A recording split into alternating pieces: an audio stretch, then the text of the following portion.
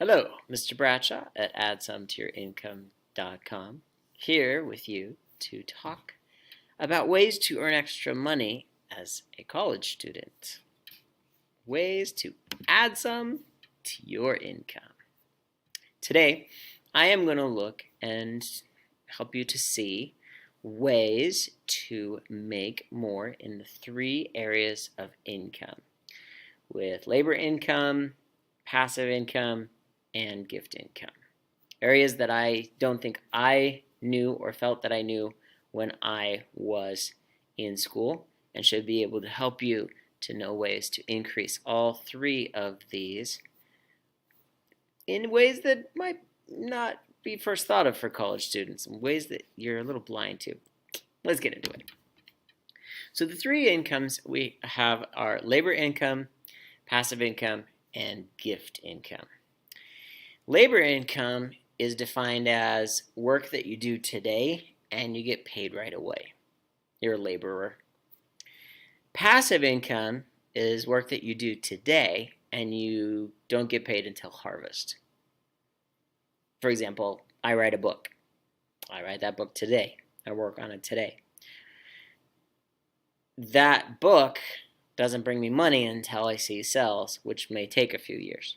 And you as a student could very well be working on a lot of things that could be passive income later.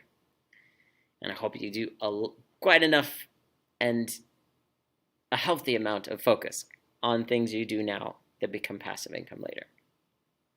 Gift income. Someone else worked yesterday. It's a big one, and I will get to it last and hope you find some gems in there of ways to make some money from gift income. So ways to increase your labor income include working a job that pays you more. Find out what jobs are available and that will pay you more, so you are getting bigger compensation for the time that you're putting into your work. Part of that is negotiating as you get to the point where you're getting hired somewhere before you even start and you're having that first agreement. Negotiate your salary. Find out how much they're willing to pay all along the way. Let them know how much you're looking to get paid. And be sure to search out different places to find out what they pay. Quick story with this. My nephew, who is entering his freshman year at college, moved there a few weeks before school started and had gotten himself a spot, an apartment, and started looking for work. And he'd been offered work from both the creamery and being a janitor. And the creamery offered him $9.50 an hour, and the janitor position offered him $10.50 an hour. So he goes into the creamery to tell them, I'm going to go work as a janitor. And they asked him, well, why? And he says, well, I'd really like to work here, but they're going to pay me $10.50. To which the people at the creamery answered, well, we can pay you $10.50. And he said, you bet you can. And he worked at the creamery. Being honest, see that you negotiate and that you let the people know what it is you're looking for, how much, and how that will help you. After you've been working in a place for a while and it's the right time, you can ask for a raise. I say the right time because you don't want it to be the same day you broke a bunch of dishes. Right? And it's usually 2-3 months into employment before you ask for a raise. That said, employees do appreciate employers appreciate employees who ask for a raise. They realize that you are the person that feels like you're giving enough, and you got to know that you are, and you feel that you are, and you're a hard enough worker. And they may say no. They may say, wait a little bit more. We're almost at 3-month mark, and then we'll pay you more. And to which you just are very gracious. These things. Thank you very much. Thanks for your consideration. You get back to work. And they may just say yes, and you still work just as hard as you have been. A better question I like to ask, and through all areas of income, is what more can I do to make more money? What can I do as a passive thing that I'm working on today that I'll get paid later? What can I do now for you as my employer? Parents, I'm home for the holiday. What can I do that will make me some money? All right? Asking this question, just getting your mind used to asking, what more can I do to make more money?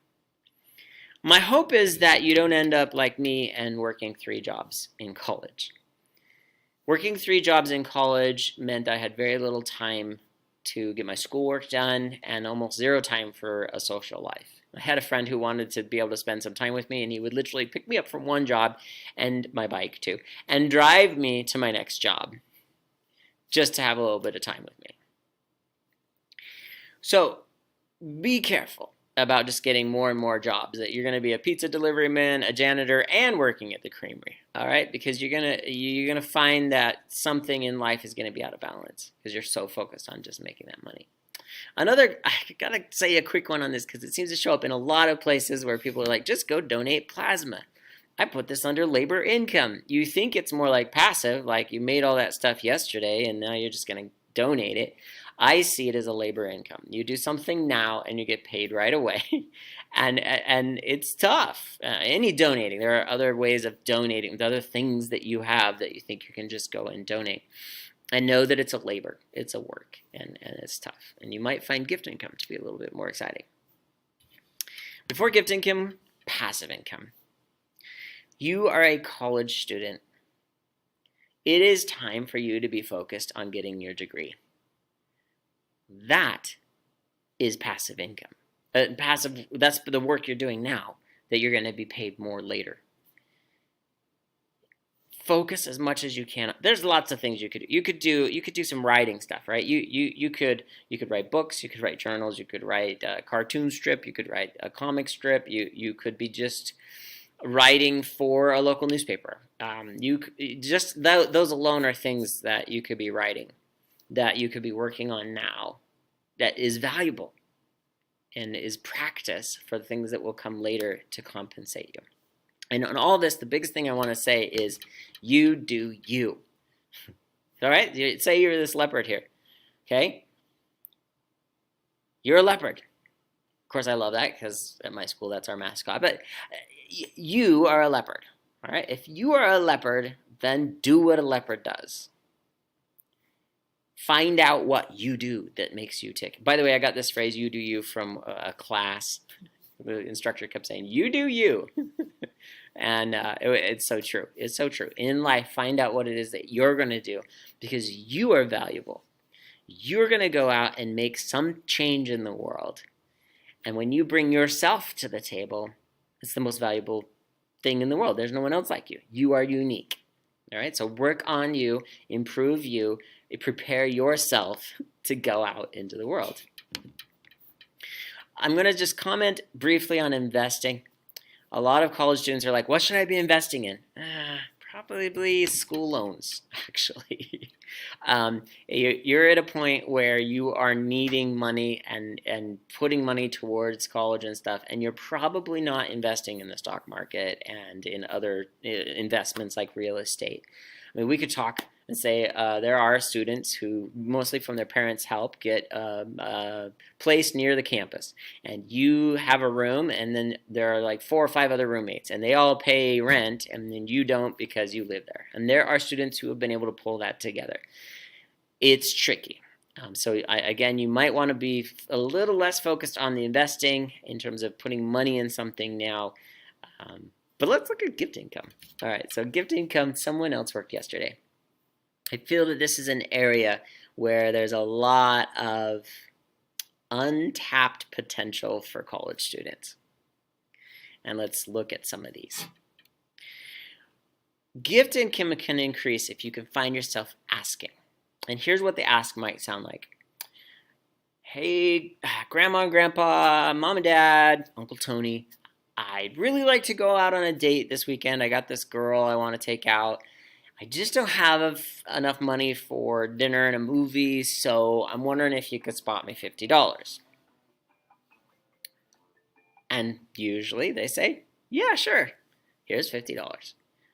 Because they get it, they understand, they know you're a college student, and you've given them a reason. You didn't just ask for $50. You didn't say, hey, Grandma and Grandpa, can I have $50? You painted a picture. You said, I really want to, and you share what it is you want. Maybe you've got a buddy who's in the orchestra concert and you want to go see the orchestra concert. Or there's a show coming in town and it's your favorite artist. You have all of the albums. You really want to go see that. This is okay. This is healthy. This is normal. However, you're a college student and you're kind of strapped for cash. You share what it is you're wanting to spend the money on. Then they're not just giving you $50, they're giving you a life experience that you wouldn't have otherwise because you don't have the money. That's how to ask. As I said, there's a lot of areas I feel are untapped when it comes to gift income for college students, and that includes grants and scholarships. All right, scholarships. Scholarships, money given to you, usually for some requirements that are met, that you never have to pay back. A lot of grants are also, you don't have to pay them back. However, many grants you do pay back. And of course, then there's the loans too. But grants and scholarships, there's usually a long list of grants and scholarships that are untapped. Deadlines pass and applicants don't even apply. And that money just sits there saved up for the next person who is going to apply. Right? So my challenge to you is to take a walk into the Career Center. I haven't told you anything to do until now. This is it, right? You're looking for ways to make more money? Walk into the Career Center. Let them know you are interested in grants and scholarships. Let them know you are interested in knowing ways to make more money. What do I need to do to make more money? They often know about even jobs that are available for students on campus and around and such. I believe that's how my wife landed one of her jobs while as a college student, of just helping out a blind lady with the things she needed help with around her house. Right? Walk into that Career Center. Make sure you are taking every opportunity and you know the deadlines and you fill out the applications. Filling out an application to make lots of money, hundreds of dollars, often thousands of dollars, is a lot easier than being the janitor. Right? Walk yourself into that Career Center, find out what they have available. I did mention I was going to give a bonus of the 5 bank accounts for college students. So just in short, when you think about money, you want to know that money is a flow. You want to tell your money how to flow. The income account is where you put all your money in. Let's say Uncle Tony gives you that $50. You take that $50 and you put it in this account so you see where that money came from. Because 2 years from now, you might not remember. You might not even know, like, how did I get to that concert again? Oh yeah, $50 from Uncle Tony. It's right there in my statement on this account. Save to give. Yes, even as a college student, set up this account. It will prepare you for the days ahead when you have lots of money. Do it when you have a small amount of money, and then you'll be able to give when you have bigger amounts of money. Save to spend. This is your account where you get some of that money ready to go to be able to spend on things you want to spend. Save to keep. Yeah, even start that now.